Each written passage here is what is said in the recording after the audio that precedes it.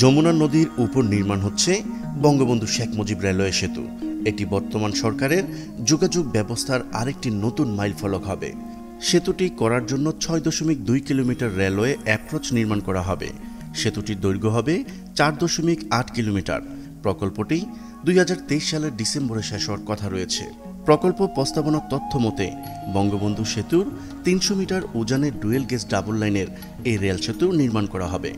এজন্য আলাদা নদী শাসনও করতে হবে না, জমি অধিগ্রহণেরও খুব বেশি দরকার পড়বে না। নতুন রেলপথে স্টিল ব্যবহার করা হবে।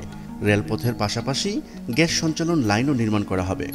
দুটি প্যাকেজে প্রকল্পটি বাস্তবায়নে মোট ব্যয় হবে ১২,৯৫০ কোটি ৬,৭৩,০০০ টাকা। প্রকল্পে জায়গা আর্থিক সহায়তা দেবে। যমুনা নদীর উপর বিদ্যমান বঙ্গবন্ধু বহুমুখী সেতু বাংলাদেশের একটি জাতীয় গুরুত্বপূর্ণ সেতু, যা দেশের পশ্চিম ও পূর্বাঞ্চলকে সংযুক্ত করেছে। সেতুটি আন্তর্জাতিক এবং আঞ্চলিক যোগাযোগ নেটওয়ার্কেও একটি গুরুত্বপূর্ণ অংশ হিসেবে বিবেচিত। ভারত, মিয়ানমার, ভুটান ও নেপাল সহ উপ আঞ্চলিক যোগাযোগের কেন্দ্রে রয়েছে বাংলাদেশ। এছাড়া সেতুটি ট্রান্স এশিয়ান রেলওয়ে নেটওয়ার্কের একটি গুরুত্বপূর্ণ লিঙ্ক।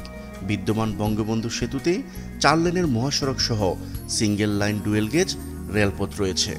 দেশের অর্থনৈতিক উন্নয়নের সঙ্গে সঙ্গে সড়ক ও রেলপথে ট্রাফিকের চাহিদা বৃদ্ধি পাওয়ায় বিদ্যমান সেতুটির ধারণ ক্ষমতা পরিপূর্ণ হয়ে গেছে।